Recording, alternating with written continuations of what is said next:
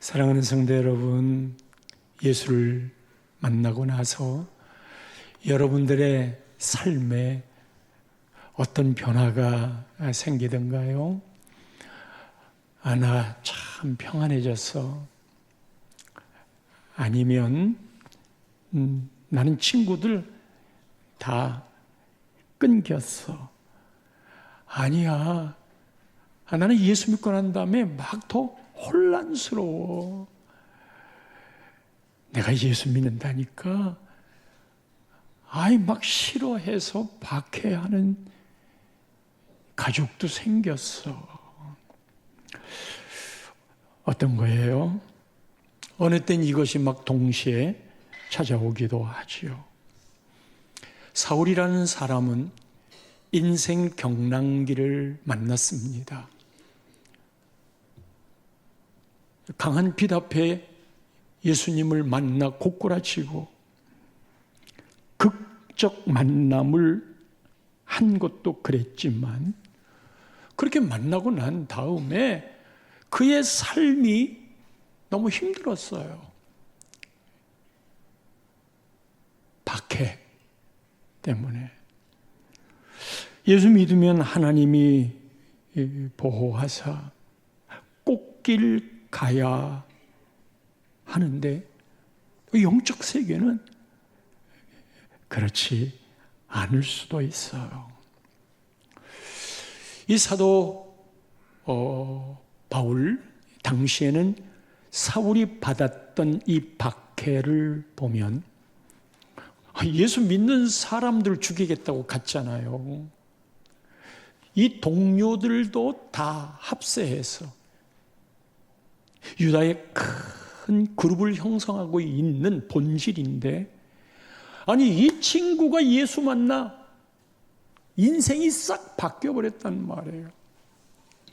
동료의 입장에서는 그게 배신인 거예요. 그래서 오늘 말씀 그 앞부분에 보면 어느 정도의 증오가 심했냐 하면 23절 말씀에는 유대인들이 사울 죽이기를 공모하더니 죽여버리겠다. 24절 말씀에는 그들이 그를 죽이려고 밤낮으로 작심을 합니다.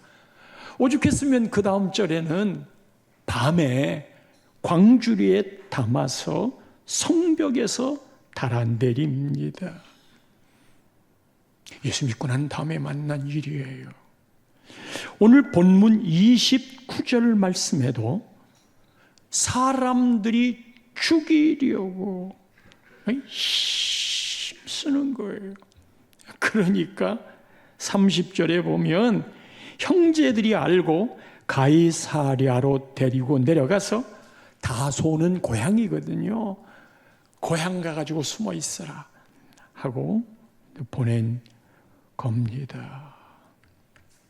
성도 여러분, 여러분들이 예수님을 믿을 때, 처음 만났을 때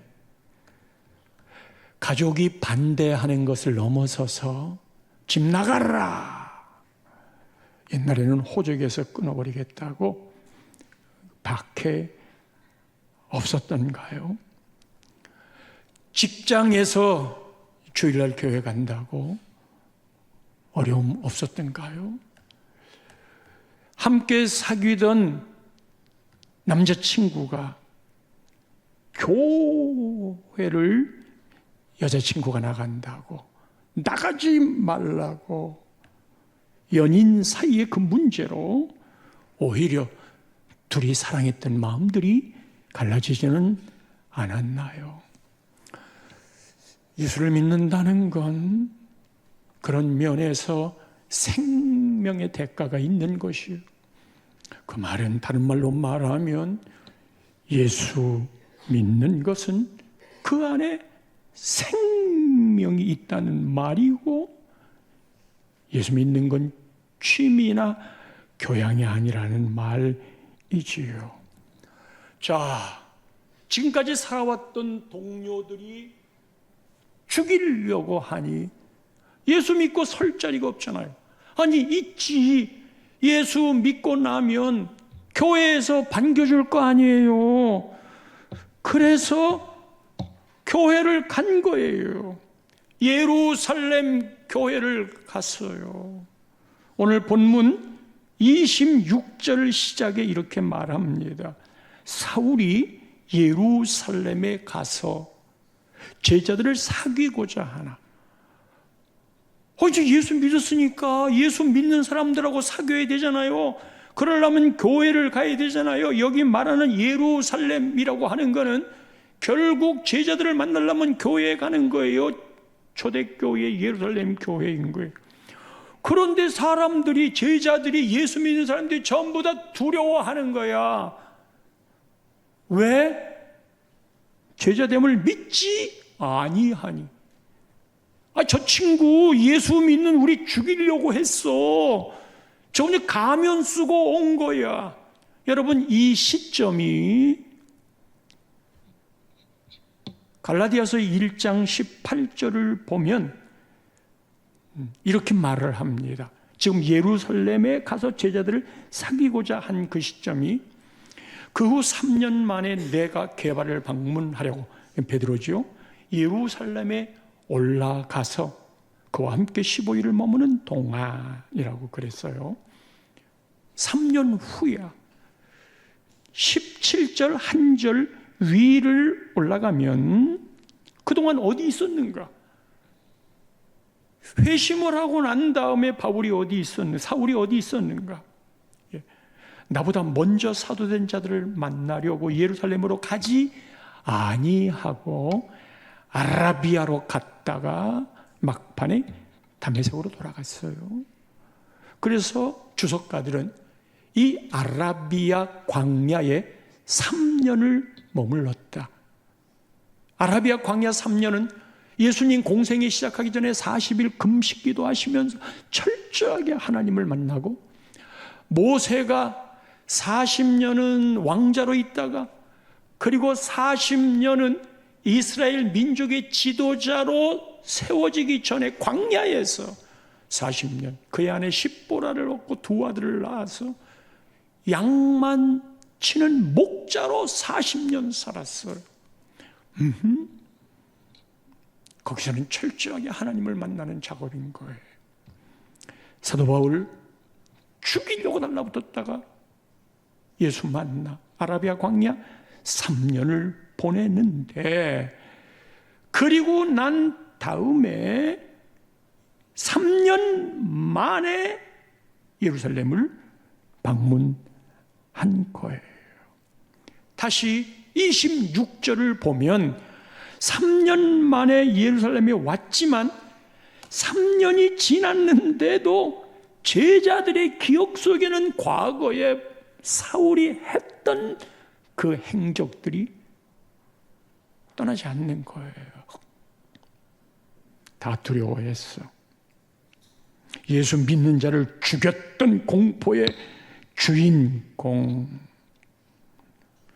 예전에 동료들은 배신자라고 죽이려고 하고, 그래서 교회를 갔더니 그 교인들도 스데반 집사를 죽였잖아요. 가장 가까운 곳에서.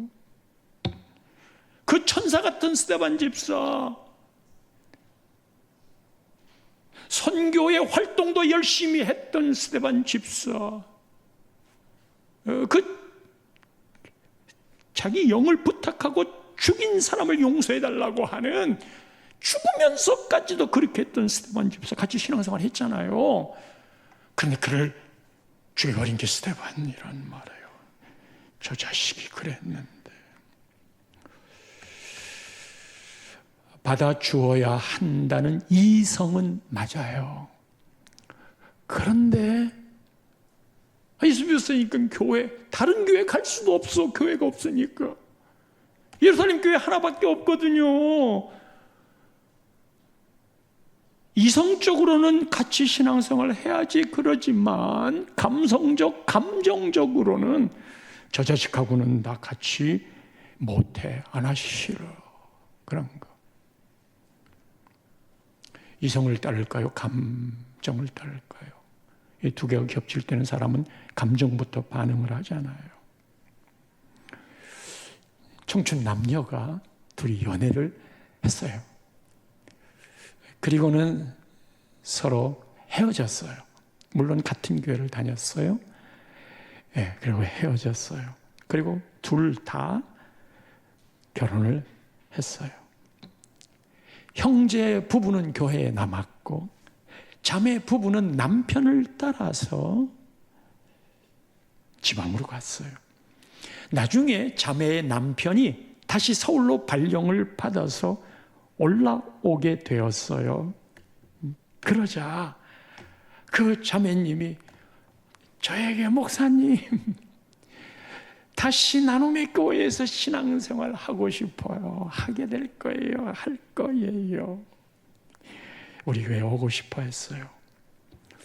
그런데 함께 사귀었던 형제의 아내가 온다고 하니까 싫다고 했어요. 이해돼요. 사귈 때 둘이 아무 일도 없었어. something이 nothing이에요. 그리고 서로 결혼을 했어. 가정을 이루었어.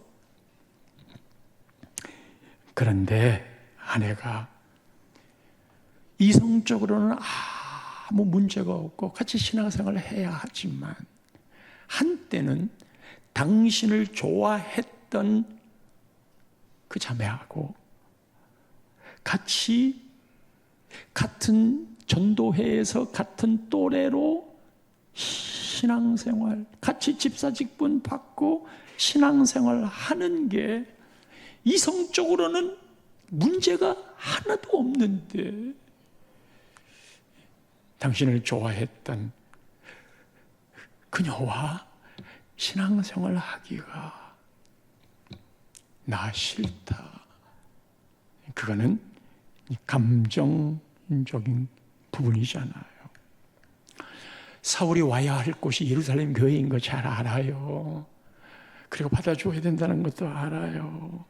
다른 교회도 없다고 그랬잖아요.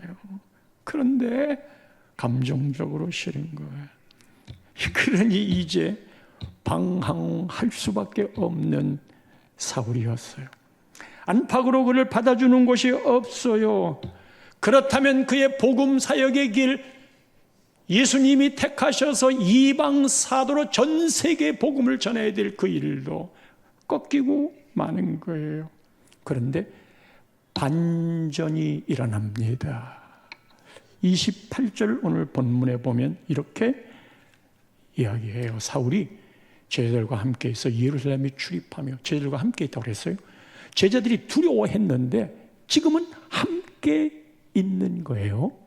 그리고 예루살렘에 출입했다는 거는 교회를 함께 제자들과 드나들었다는 거예요. 그런데다가 29절 말씀을 보면 주 예수의 이름으로 담대히 말하고 복음을 전하는 거예요.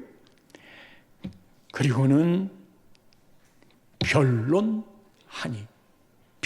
변증. 내가 만난 예수가 이거야. 그러면 거기에 반박하는 말들 많이 있잖아요. 아니, 하나님이 살아계신다는데 너 봤냐? 그리고 하나님이 기도를 들어주신다고 그랬는데 들어주는 거 봤냐? 등등. 거기에 대하여 내가 만난 하나님, 그래, 어찌 되었든 내가 만난 하나님은 분명하다. 이렇게 변론을 하는 거예요.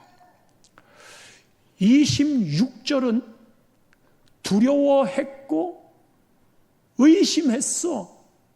그런데 28절은 예루살렘 교회를 드나들고 제자들과 함께 복음을 이야기하고 그리고 변증을 하는 거예요. 요 26절과 28절 사이에 그의 극적인 변화가 일어나는 게 27절이잖아요. 이 27절에 비밀이 숨겨져 있어요.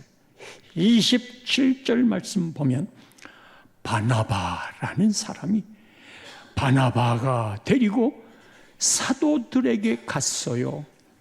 여기 보면 사도라는 말과 제자라는 말이 혼용돼서 나오는데, 사도라는 말은 12제자를 중심으로 하는 중요한 사람들 사도라 하고, 그리고 그 사도를 통해서 예수를 믿었던 예수 믿는 사람들을 제자라고 말하는 거예요.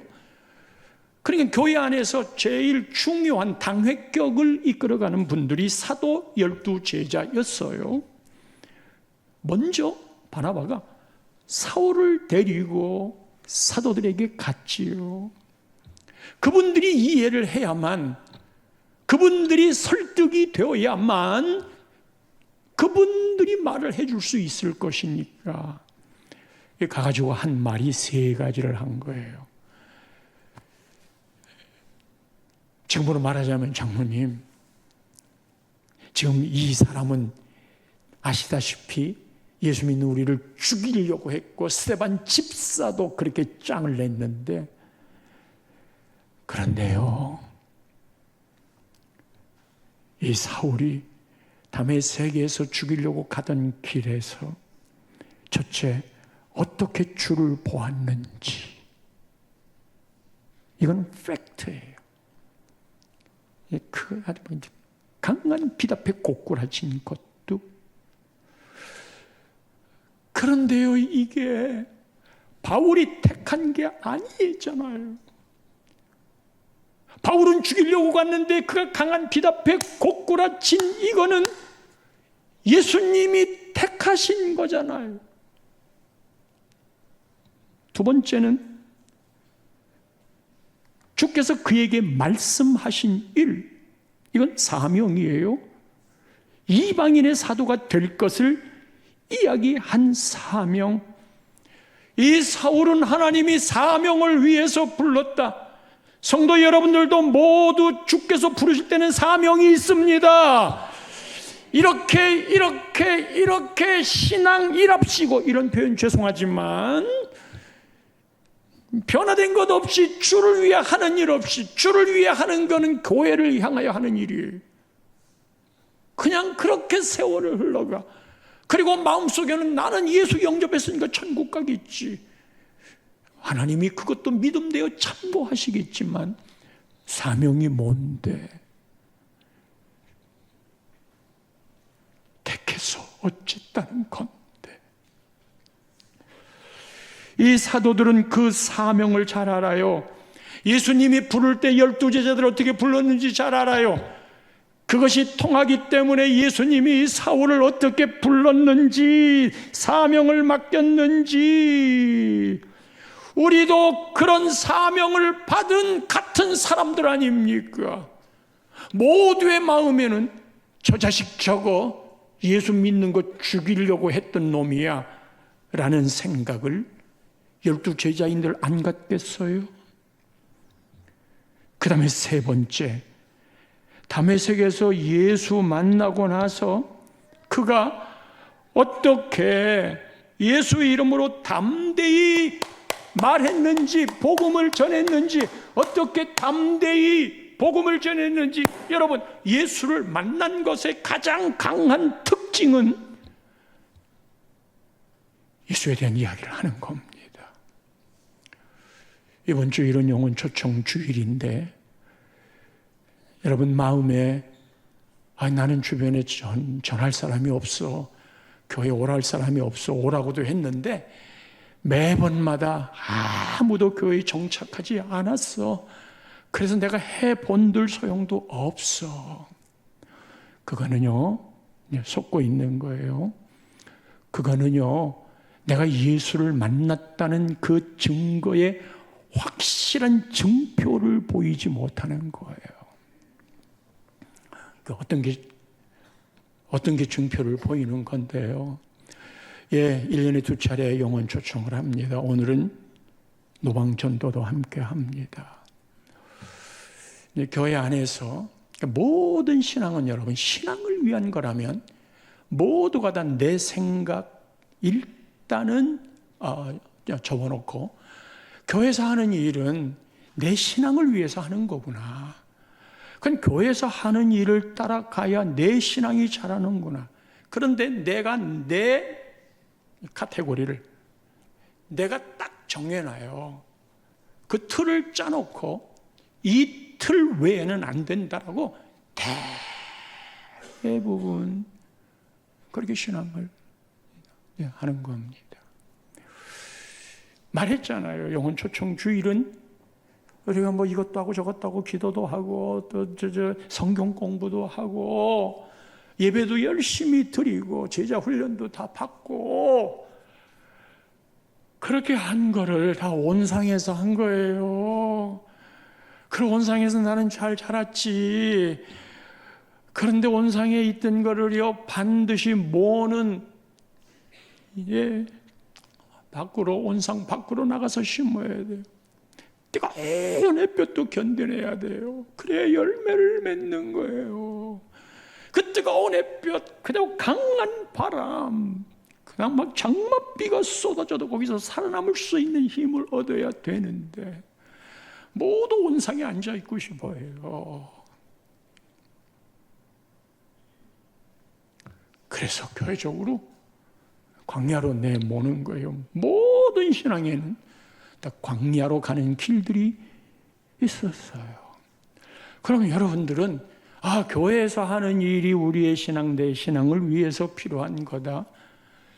교회를 통해서 하는 일이 우리의 영성들을 하나님이 원하시는 일들을 기억하시는 일들을 교회를 통하여 그 카이로스를 얻게 되는 거예요.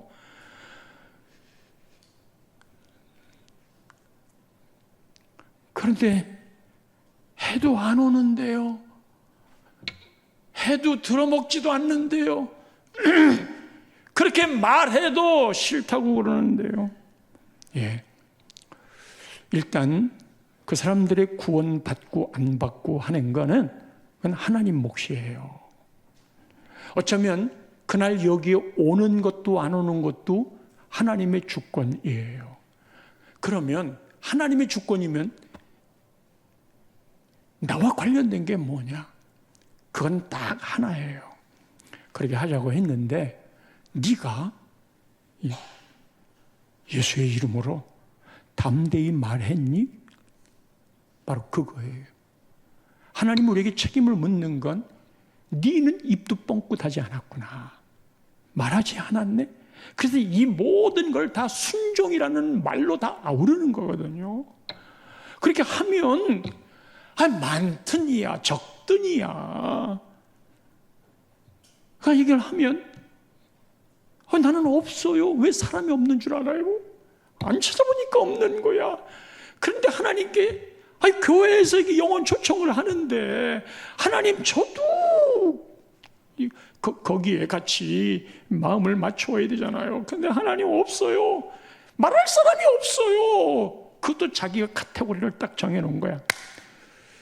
하나님, 제가 누구라도 한 사람이라도 찾도록 좀 해주세요. 그러면 사람이 보이기 시작하는 거예요. 관심을 가질 때 보이기 시작하는 거예요. 내가 들리는 음식점에 또는 슈퍼마켓에 정수기 갈아주는 이에게, 학부형의 친구, 내 아들의 친구 엄마에게, 내 옆집에 사는 사람에게, 오가다가 만났던 사람에게, 내 전화번호 펼쳐서 올 수 있다고 생각되는 사람들을 한 번 찾아보고 그냥 말하는 거예요. 물론 오기를 바라는 마음까지 기도를 함께 모으겠지만, 그런데 그거를 하지 않으면 이게 이제 순종이 안 되는 거예요. 그래서 매번 할 때마다 그냥 열심히 함께 데리고 오시는 분들이 있거든요. 하나님은 그걸 카운트하거든요. 우리는 정착이냐를 따지지만, 정착해야 의미가 있지만, 그래서 이렇게 말하는 거예요. 그 영혼 초청해봤자, 거기다가 예산 써봤자 남는 사람 없네? 그 말 있잖아요.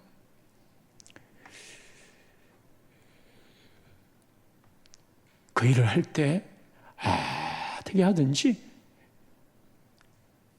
담대히 예수의 이름으로 말하는가, 어렵지 않아요. 내가 만난 예수, 사도 바울은 그것만 이야기했어요. 물론 그는 지식도 많았겠지만, 내가 있잖아, 다메섹 예수 믿는 사람들 죽이러 가는 길에 강하게 예수 만났다. 목사님, 저는 그런 경험이 없어요. 그런 경험 없으시면 잔잔하게 만나는 예수님이 있어요. 그렇게 고생하면서 예수 만나려고 하지 마시고, 얻어맞고 만나려고 하지 마시고, 이 세 가지를 자기가 겪은, 자기가 만난 예수를 말하는 거예요. 여기까지가 우선은 우리가 해야 할 일이거든요. 예루살렘 교인들에게 사울은 여전히 자신들을 박해한 사람이었지만, 그래서 그의 이야기를 들을 리 없지만, 왜 사도 사울의 이야기를 안 들으려고 그랬느냐? 이거 못된 놈이잖아요. 못된 놈이라고 그러는 건 그가 보여주었던 그 행위, 그가 걸어왔던 그 삶의 자취 때문에 오늘의 나는 그 과거에 묶여서 사람들이 안 들으려고 하는 거예요. 그런데 바나바는 어떻게 그 말을 교인들이, 사도들이, 제자들이 들어주었을까? 그거는 바나바의 오래된 삶 속에 함께 묻어 있던 거예요. 결론적으로 이야기를 하면 사울이 얘기는 아무도 안 들어. 그런데 영향력 있는 바나바가 이야기하면, 바나바가 이 사람에 대하여 소개하고 책임짓고 하나님의 택하심을 이야기하면, 바나바의 인격을 믿고 바나바가 책임져 줄 것까지도 생각하고, 저 사람이 하는 말은 맞아. 그러니까 우리가 이 사람을 멋지기 때문에 받아주는 게 아니라, 바나바가 믿을만 하니까, 저분은 책임져 줄만 하니까 우리가 이제부터 이 사울을 받아들이자.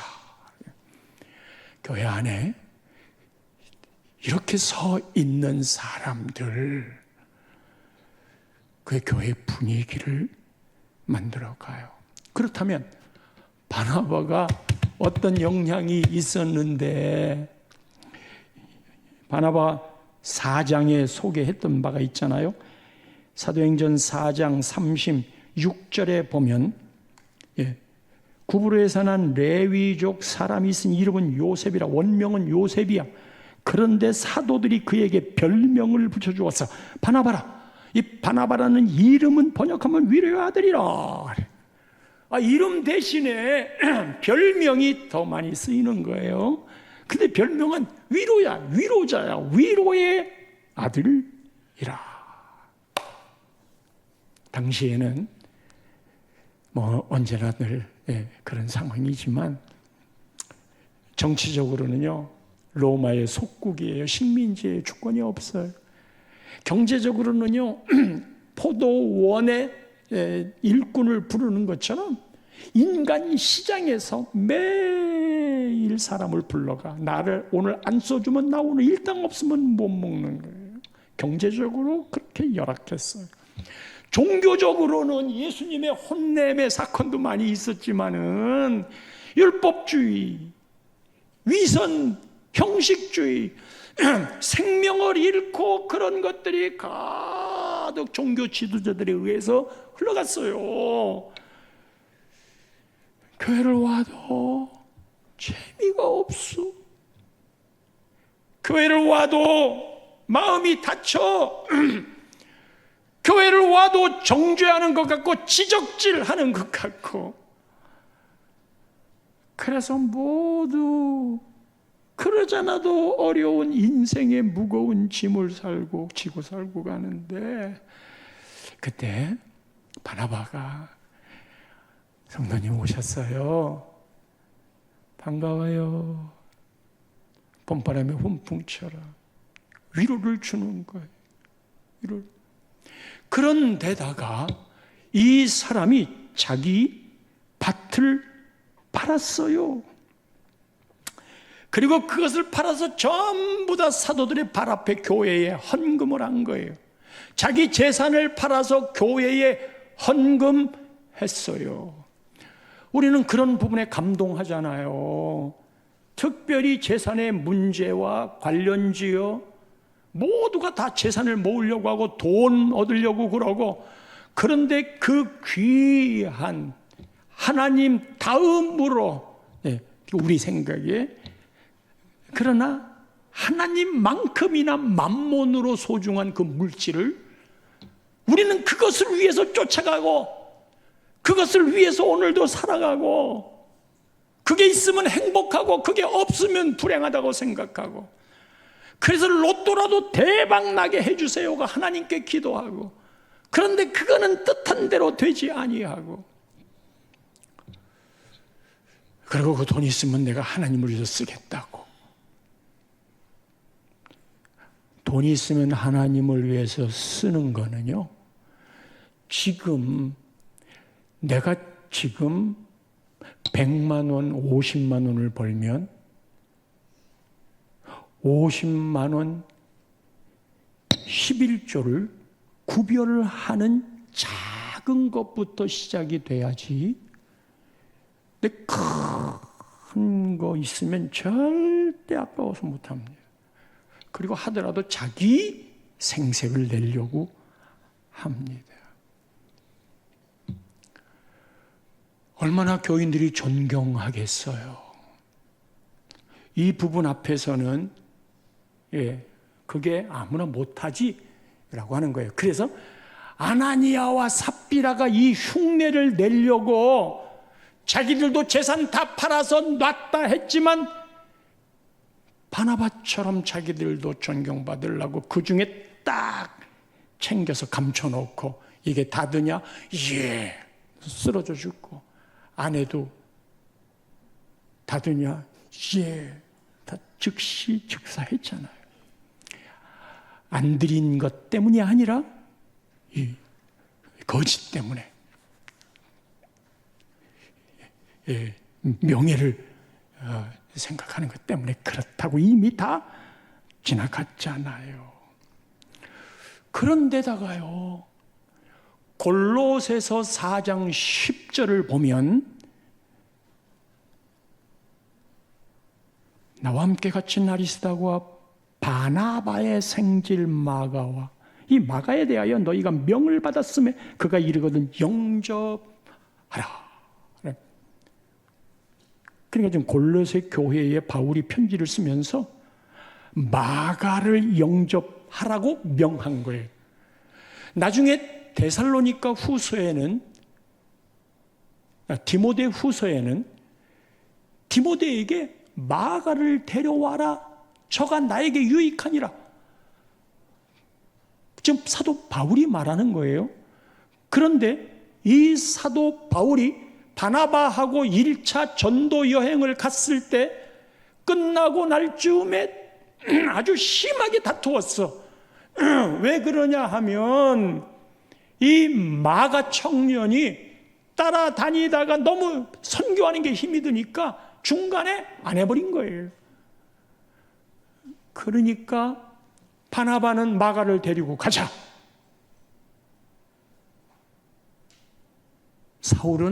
바울은 적간놈 데리고 갈 수 없다. 둘이 심히 다투어요. 그리고 바나바는 마가를 데리고 떠나고, 바울은 신라와 함께 2차 전도 여행을 간단 말이에요. 그런데 나중에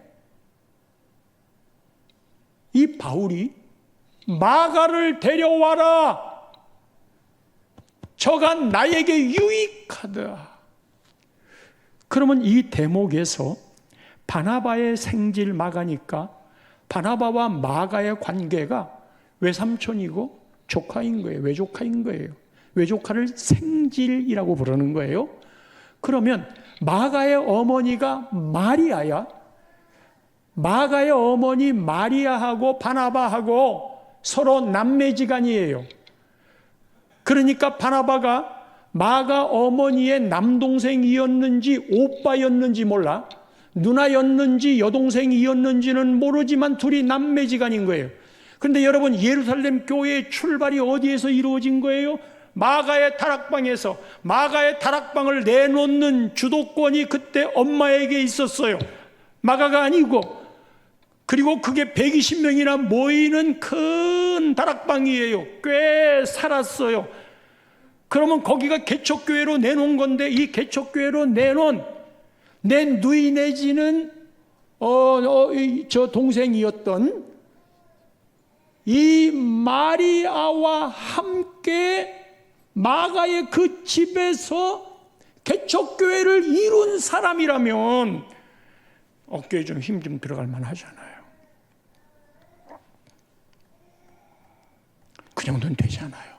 그래서 바나바가 이렇게 섬기는 일이 쉬운 일이 아닌 거예요. 결국 바나바의 그런 조건임에도 오히려 섬겼어요. 섬기고 난 다음에 오늘 31절에 보면 이 일에 대한 결과를 이렇게 이야기합니다.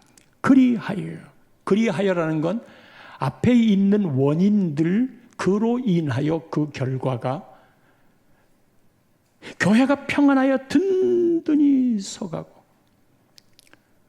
바나바 같은 생기, 생명, 이 일 때문에 교회가 평안하여 든든히 서갔습니다. 평안하여 든든히 서간 거는 내적 성장이에요.